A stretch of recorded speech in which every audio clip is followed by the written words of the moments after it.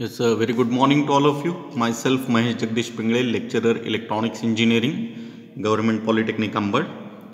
So, dear students, today we are going to discuss the radiation mechanism and evolution of dipole antenna. So, how the dipole antenna itself gets evaluated with the help of transmission line or from the transmission line. So, how the transmission line acts as a radiator, what are the different conditions when the transmission line acts as a radiator. So, dear students, you are observing one diagram over here. So, suppose this is a transmission line. So, this is conductor 1 and this is conductor 2. So, these two conductors combinedly form the transmission line. Now, what we are doing? We are applying some source to the input side. So, suppose these 2 points, dotted points, if it indicates the input terminals. So, we are applying voltage source or generator to the input side. Suppose this is the resistance at which indicates the input side impedance. So, source impedance we can say that. Generator it is also labeled as the source one.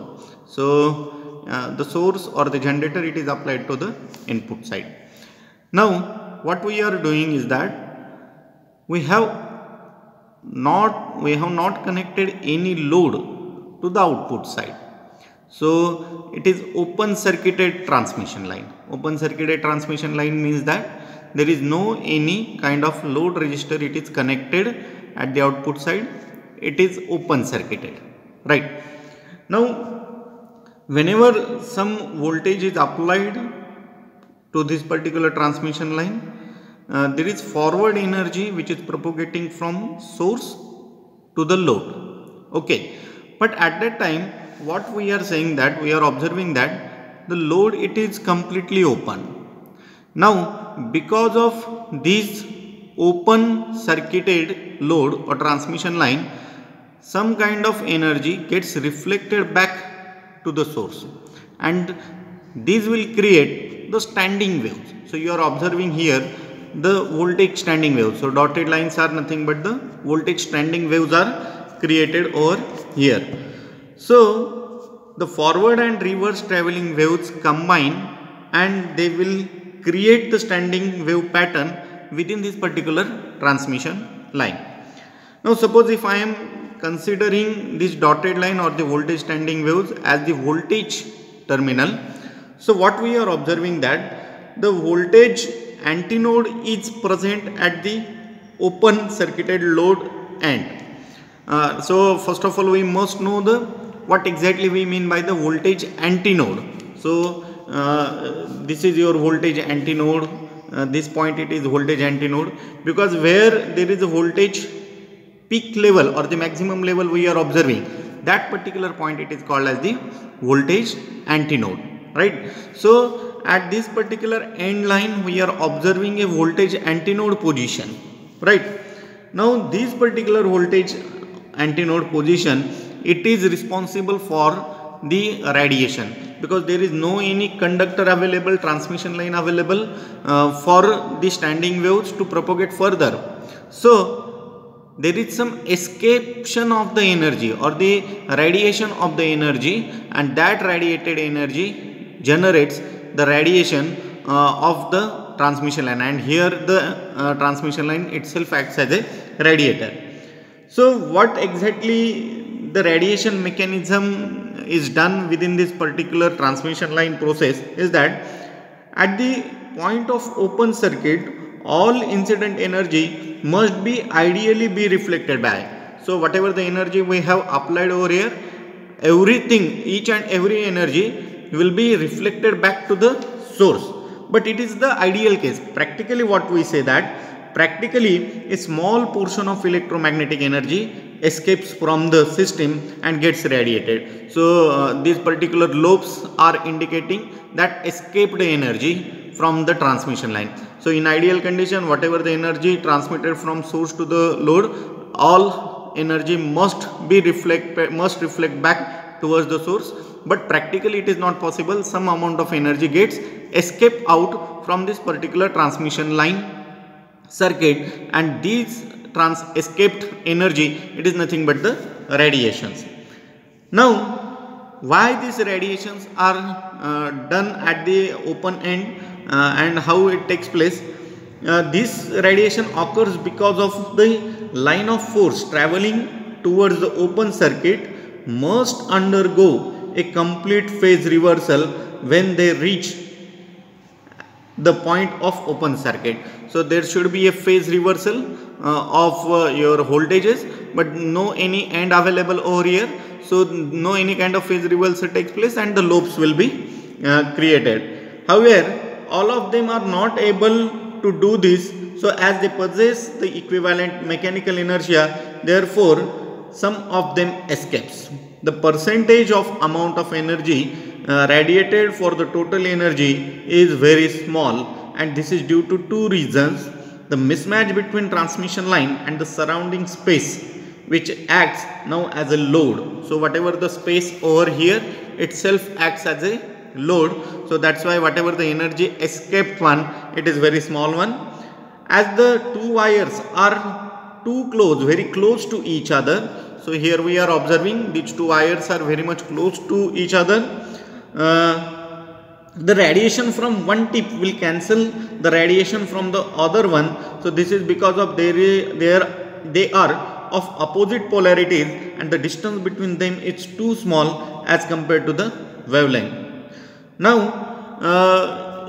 so because of the small distance, the space itself acts as a load. Such a kind of small energy gets escaped down as the radiation. Now what we want to do, we want to increase these radiation. If we are able to increase such a kind of radiation, then this particular transmission line itself will start to act as a antenna or the radiator. Now to increase these radiations or to increase the escaped electromagnetic energy, we have to make some necessary changes within this particular transmission line circuit.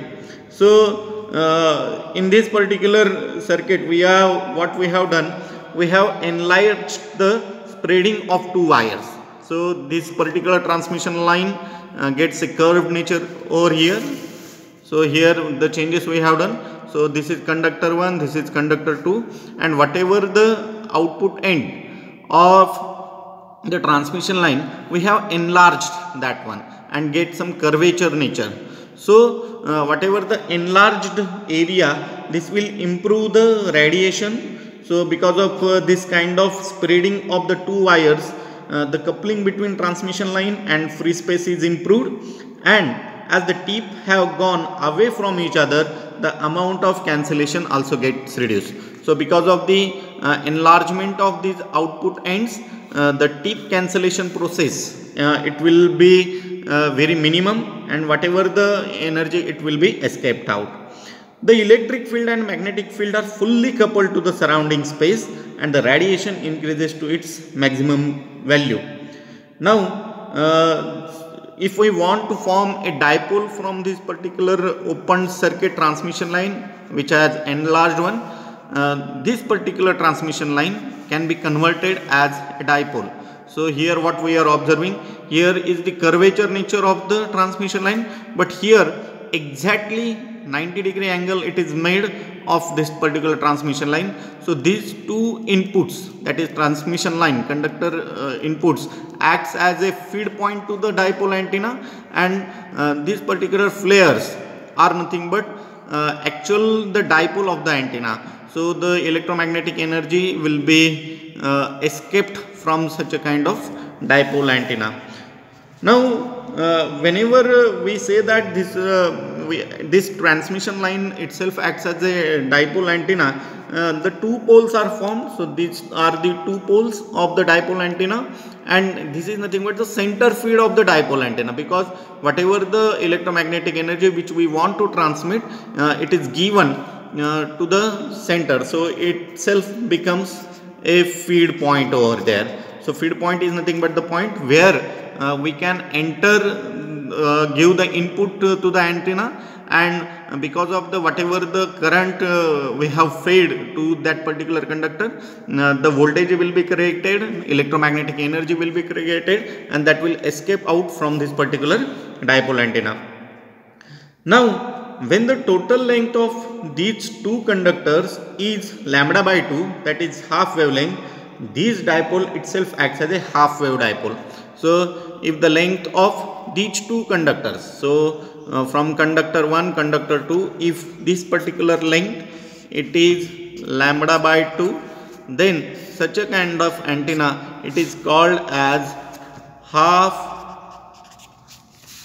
So such a kind of antenna, it is called as half wave dipole antenna, right? So this is all about the formation of half wave dipole antenna from the transmission line. So thank you very much.